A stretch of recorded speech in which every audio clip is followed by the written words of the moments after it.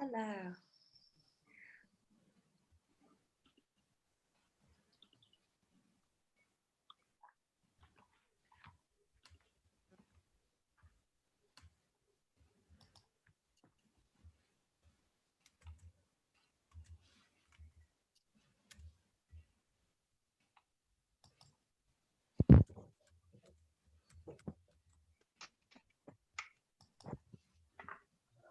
Stephanie, Master of Ceremonies, may we start? Yes, please do go ahead. Okay, good. Well, welcome everybody. This is the Indie Forum 2020, and we hope that it's going to be the premier event this year for independent marketing and communication agencies worldwide. And we have more than 300 people registered for the event. So we're looking forward to a good start, and we're going to try and keep on time. So first of all, I just do want to thank all of you who've made this happen, despite all the challenges that we faced in the pandemic. And of course, this includes my colleagues on the Network One team, all of whom are here today: Paul Squirrel, Stephanie Fox, Lizzie Gold. We're also extremely valuable to our, we're extremely grateful, I should say, to our valuable sponsors, Actors Consulting and Paprika Agency Management Software. And I really do have to say, Dan Egerton from Actors and Nick Tomlinson from Paprika have been fantastic supporters of our events for many years, including the live in-person Indie Summit, which we hope to be able to return with next year. And their respective companies provide outstanding service to independent agencies around the world. And if you'd like to know more, the links are in the chat. So thank you, Actors, and thank you, Paprika. I do also want to mention our good friend, Patrick Collister. So Patrick is one of the world's most celebrated and awarded creative directors with long stints at Ogilvy, Rap, and the Google Zoo on his CV. And Patrick, if any of you have not heard, is hosting a 3-day creative workshop, which will run in parallel with this conference. And it actually starts in 2 hours' time. There are still 5 places left. So please don't feel you have to leave us, but if you have a creative colleague who'd like to join Patrick's workshops, send them a note and just use the link which is in the chat. And last but not least, I'd like to thank all of the Network One members and other agencies who've continued to support us as we continue to support you in these difficult times. And we hope that we will all emerge fitter and more capable from the experience. So the Indie Forum, it's a little different from other virtual events, as you'd expect, and not just because of the independent audience. Now, we all know there are lots of virtual conferences at this time of year. Recently, we had Advertising Week Europe. Next week, there's Campaign Connect, and then there's Viva Tech, and then there's the Cannes Lions. Now, lots of those have fancy tech and visual effects. Others use Zoom, but in the webinar format, which sounds like a real Zoom call. But the thing is, you can't actually tell who's in the audience, or indeed, if there's anyone in the audience. And we've always thought that a conference ought to be live. If we can't be live in person with you, we will be live online. So what you're going to get over the next 3 days is this at the Indie Forum. Every speaker will be talking live. In a couple of minutes, we'll be with Colin Phua in Shanghai. Then we'll be back to London with Ian Forrester. Then off to Mumbai and Lisbon for a double act between Roger Darashar and Arnab Mukherjee. Next to New York to meet with Curtis Hoagland. And lastly, my colleague Paul Squirrel is going to hook up media agency leaders in London, New York, Toronto, and Sydney. Now, you might think that's a bit of a risk. Well, yes, it is, but we are well prepared. We have to think the creative industries used to be about taking risks. Today, traditional agencies and their Wall Street holding companies are all about risk avoidance and risk mitigation. So let's allow ourselves a little nostalgia for the next 3 days. Because this audience is live. Yes, that means you. So please do mute yourself unless you're asking a question, but we do encourage you to leave your cameras on unless you really don't wish to risk being recorded or you have a real reason not to. Every speaker performs better if they can see the audience. Next, the chat is live. So if you have a question or a comment, please share it in the chat. Many of the sessions will finish with a Q&A, but if there's not time to ask your question, we'll forward it to the speaker afterwards. Next, the participant list is live. So why not take a look now and see who's here? If you see someone you know or someone you'd like to know, send them a message personally in the chat. And at the end of the day, if you want to stick around for a virtual drink or so, we'll have breakout rooms where you can meet new people and compare experiences from literally all around the world. So last but not least, my colleague Stephanie Fox is live and hopefully still alive. Stephanie has hosted more than 100 webinars, seminars, and virtual events for us since the pandemic began, and we think she's the best in the business. So she is going to be your MC for the next 3 days. Steph, take it away, please, and introduce our first speaker. Thank you so much, Julian. That's very kind of you. We have a great program today with 4 brilliant sessions on today's and tomorrow's fun and scary tech, followed by a challenging and possibly controversial media panel moderated by my colleague Paul Squirrel. You can find all the timings and details of the content and the speakers on our website, and there's a link in the chat right now. So first up, we're going to Shanghai to hear from Colin Phua, founder and CEO of Captive Media in China. Colin's going to talk about the phenomenon which has swept Asia for a few years now and is about to hit the West big time, live streaming. So over to you, Colin. Hi, thank you very much. Good morning, well, it's in evening here, so good evening, good morning to everybody. Thanks for having me on this opening slot. I'll just quickly share my screen now, and I'll take you through what I prepared to do, sharing on the topic of commerce live streaming, or what we normally say. Oh, excuse me here. Apologies for that. Right. So yeah, I'm here to share with our experience and also what we've done, with regards to commerce live streaming in China and what we see to be e-commerce evolution in the process, actually. So quick run through the content for today. I've got half an hour, so I'm trying to get through this so that hopefully we can take some questions too. So a quick little intro to who we are, what we do in China and Singapore. We'll look at the live streaming scene in China and also the live streaming scene in Singapore, and I'll take everyone through some key elements of live streaming campaigns. And for those who are talking to clients who are thinking of live streaming, what are the considerations for embarking on a live streaming campaign or program? And finally, I'll be happy to take any questions that you may have. Right. So very quickly, I founded our China agency back in 2002. So this is the 19th year of operation.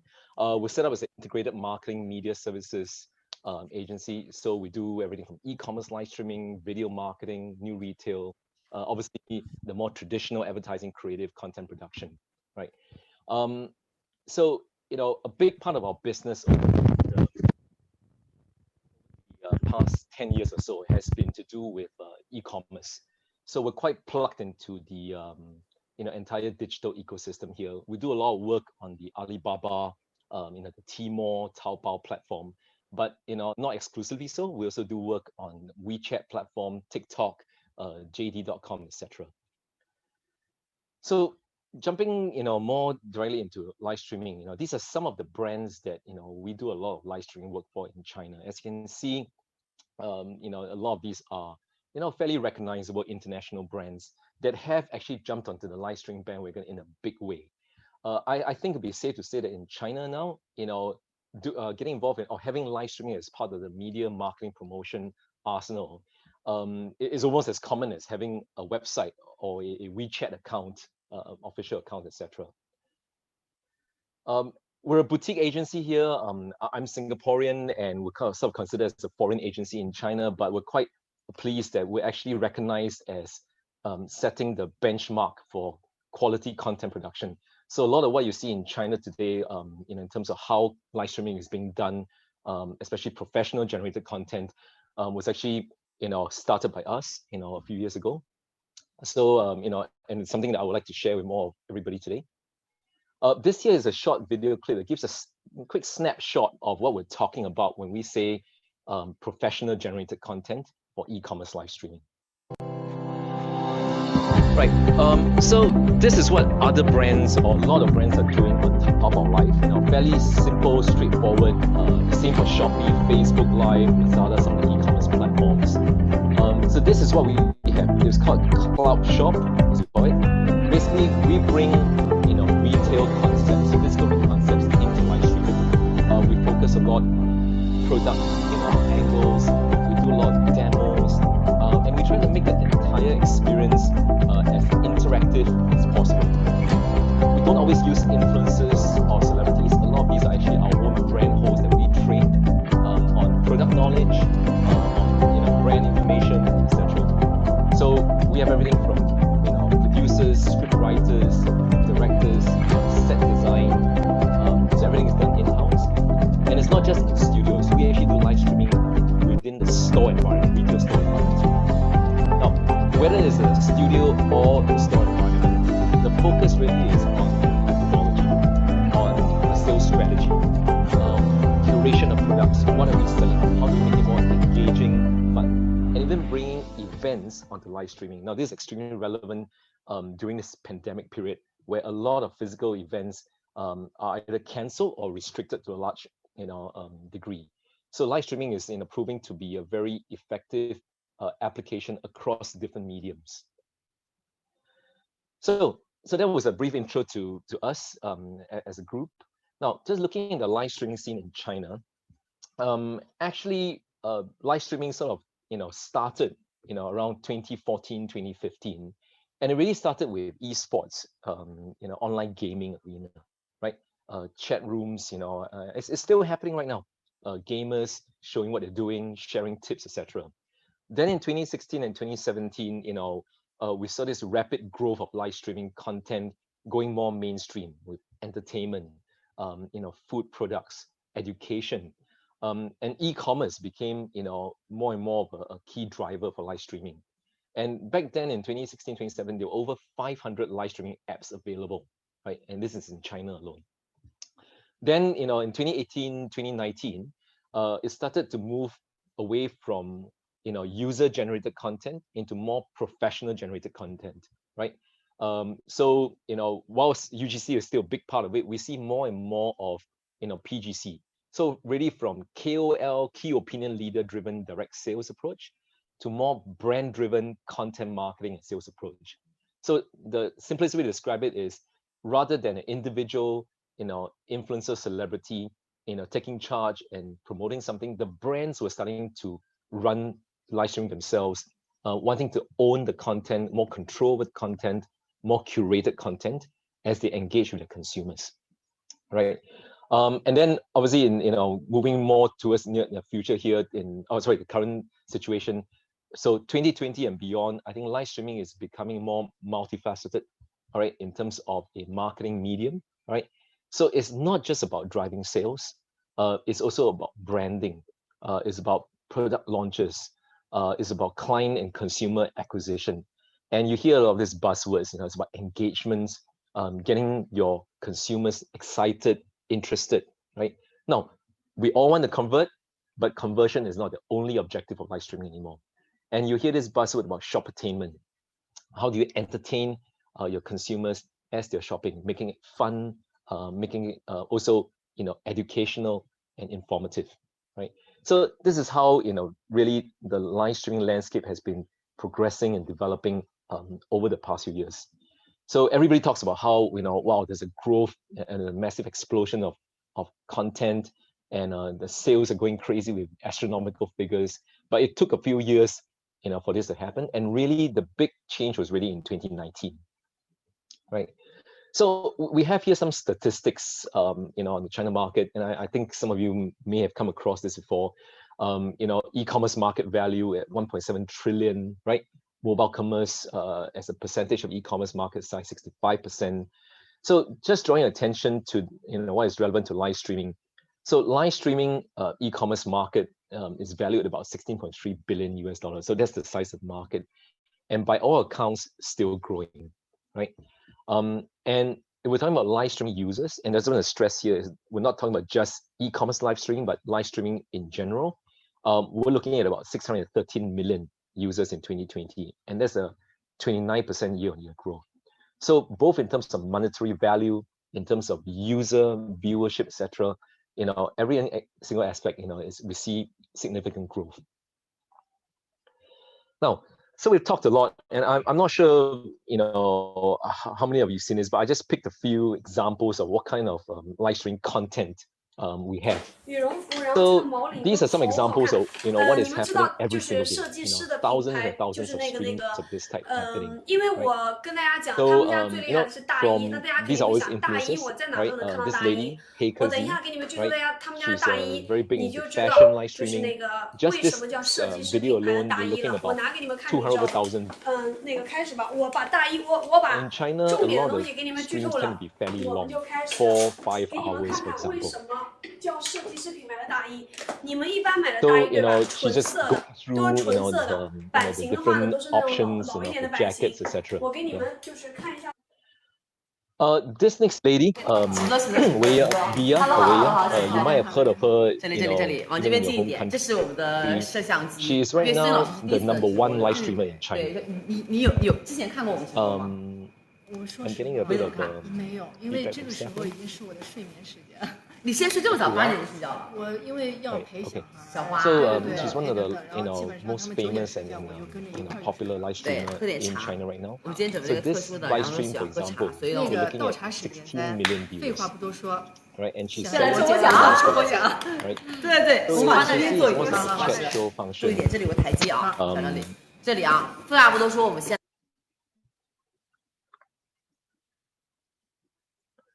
Oh, you can't quite hear me? Yeah, it's just a little Stephanie? bit hard to hear you over the video, but maybe if you could just turn the volume of the video down. Oh, okay, sure. Thank you very Let me much. just do that. 来抽波奖，那我们送什么呢？送这个 T 好不好？ So you know, very often they will have guests, you know, invite guests online, right? So it's not just direct, you know, hardcore sales of a product, right? It is getting into conversational topics, right? It's really, you know, bringing, you know, different lifestyle elements to it to make the entire stream more interesting, right? So this is an example of, you know, how does a live stream. 舒服了啊，再蹲鞋子。好的，我们今天会有鬼谷种的鞋子，超划算的利，gentleman here, 260亿双，真的很漂亮。 widely known as the lipstick king of China. So he actually became famous selling lipstick. 鬼 So 冢虎啊， a 鬼 guy 冢虎的 selling 小白鞋 lipstick, 今晚会 you 有， know, 大家 but 可以 he's come a 蹲一 long way 蹲。 since 我们有 his 5万 lipstick 双的 days. 鬼冢 So now besides 鬼冢 makeup, 虎的 he 鞋子， basically 好不好？ sells 谢谢你们的 everything. 支持，蹲上粉红赛的多多关注我们的直播 So 间哦。 in 好 this 了， view, for 下一 example, 个 this 颁布 stream, for 纸巾， example, 还有13分钟， 22 就要 million 来喽， views, 希望大家 right, 可以多 and 多关注。 39 million likes. So that's the 你 kind 今 of 天 volume he 立 gets, 马 and this is 下 on a 班给我 regular 立马 basis. right now 回 Right? 家， So 我现在帮你打车 he。doesn't just, you know, get this kind of views on a special occasion. You know, 英 people 文解 often 侠看 tune 邓 in 伦，他都不想下 just 班 to 了。 follow him every single night. 你知道以前就是英 No 文解 different 说 from， 哎 you 呀， watching 怎 a 么还没有到 sitcom 8点 on a 15 regular 分嘛？ basis. 怎么还没有上班嘛？真的是我要下班回家陪我女儿了啦！不知道今天Right? So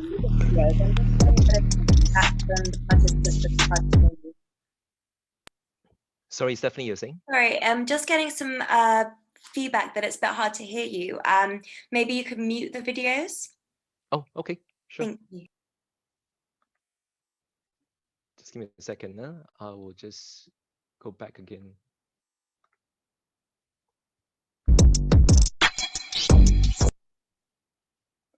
Yep.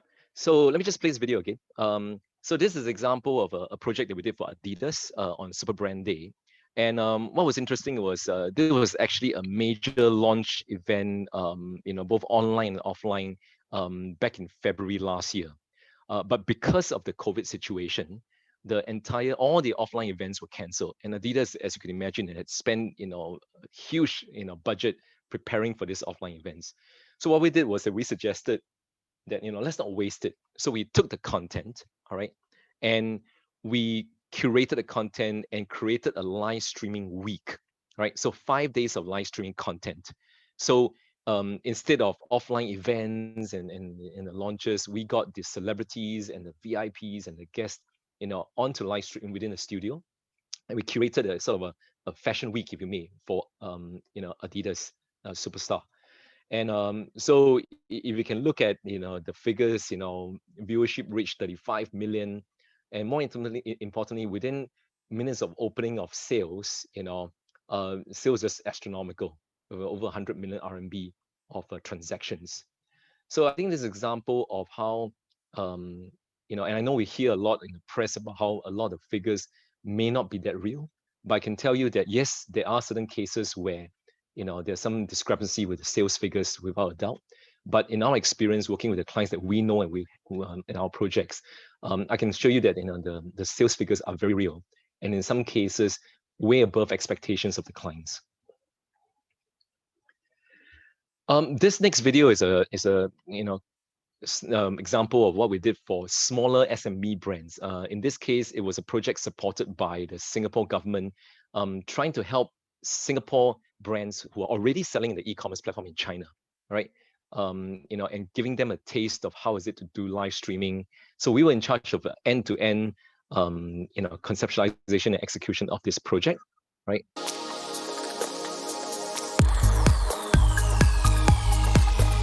So basically, for each session, you will see, in this case, anywhere from 8 to 15 brands being featured over a 4-hour, stream.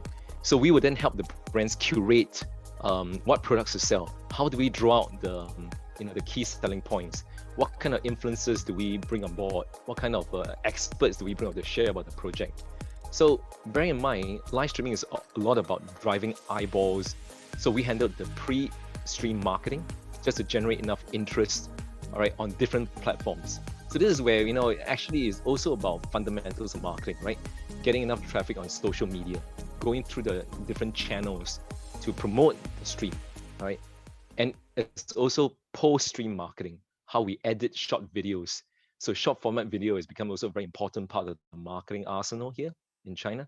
So, and that kind of extends or long tails the effects and the value of the live stream. So I'm just going to share some more examples. Right. So this is for a Chinese brand. And you can see, right, from fashion shows to, getting celebrities online, playing games. So there's a lot of gamification. Everything really is about constant engagement, because honestly, the attention span of a lot of these viewers are extremely short, right? So, we got the action and the energy and the pace, has to be maintained throughout, right? And so for this winter wear brand, for example, they basically do about 200 days of live streaming a year, right? So it's fairly regular in a sense, and that's when the best effect comes through. So it's actually no different from you building a social media platform with regular postings and regular information sharing. Yep. So I think, anything goes, right? From really, right, selling computers, right, product launches, to Starbucks, right, okay, to all kinds of different, products or services. We sell cars in China. I'm not talking about model cars here. I'm talking about actual cars that are being sold. A lot of companies here sell property online through live streaming now, right? So I guess it is really anything goes. And Weya, the lady in the middle, there was a little gimmick where she actually sold a rocket, right? A satellite rocket, right? So some of it may be gimmicky, right? But it's just become so mainstream in China now with live streaming. So Taobao Live is Tmall or Alibaba's live streaming platform. It is right now arguably the largest live streaming, e-commerce live streaming platform in the world. So for 2020, gross merchandising value on Taobao Live alone was RMB about 400 billion, right? So you can see the stats, year-on-year growth, number of products, number of viewers, even a number of hosts they're getting, involved in the action, right? The transaction rates, so for example, Taobao Live transactions accounted for 21% of new brand sales. So it's not just for the big and established brands. It's now also used very effectively for new brands, to launch their products in a fairly cost-efficient manner, right? So I think that transactions, figures, for example, account, Taobao Live transactions account for as much as 30% to 50% of overall brand sales.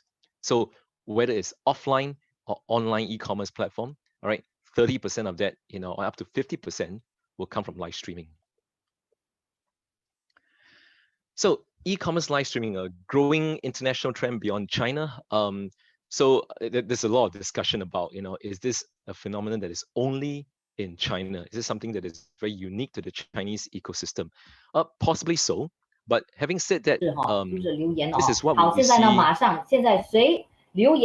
love 972就有机。 Oops, excuse me again. I hit the button by mistake.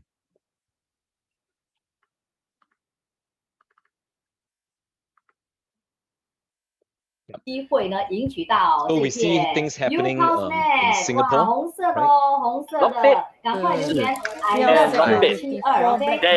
right? All kinds of different kind of applications to live streaming in Singapore. This is a video of what we did in Singapore last year. So we even helped shopping malls because of the pandemic.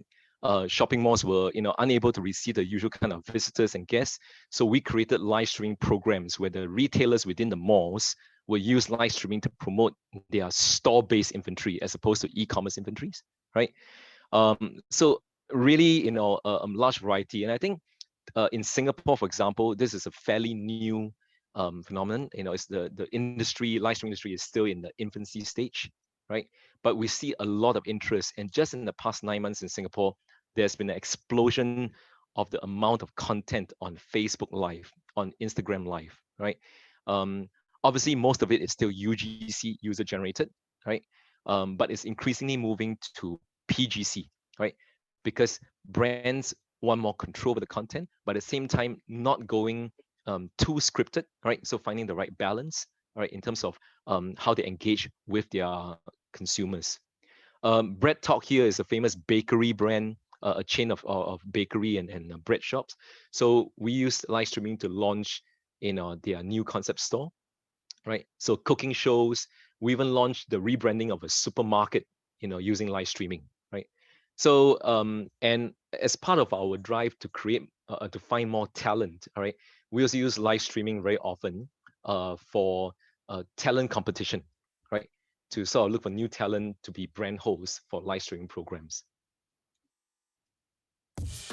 And this here is what we call, retail live streaming, where very often is simpler, more cost-effective, all right? Lower pricing, so lower barriers to entry, So instead of massive setups, it's really just a green screen, right? We key in the background and we create IPs like Snack Attack, right? And we feature different kinds of snacks, over different episodes, right? Beauty. So this just give you an idea of really it's not just China anymore, right? Singapore, Southeast Asia, you can see some, very clear, growth trends, right? And even for Europe, I want to show you this, live stream we did. Is actually for the UK market.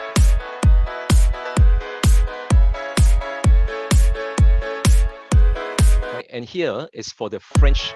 This is for the market in France. So French, native speakers, right? Content and products curated specifically for the French market, right? So these are streams that we've done for AliExpress platform. So, and we've seen, very interesting and positive feedback. And there are more and more of this kind of streams that we see, on AliExpress alone, and not to mention Facebook. I'm sure you have seen a lot of this too. So I don't think this trend is necessarily restricted to China alone, right? So, I'm happy to share this deck with the statistics and the information, but I think that it's clear brands are looking to invest more into video content, right? And live obviously forms a big part of it, right?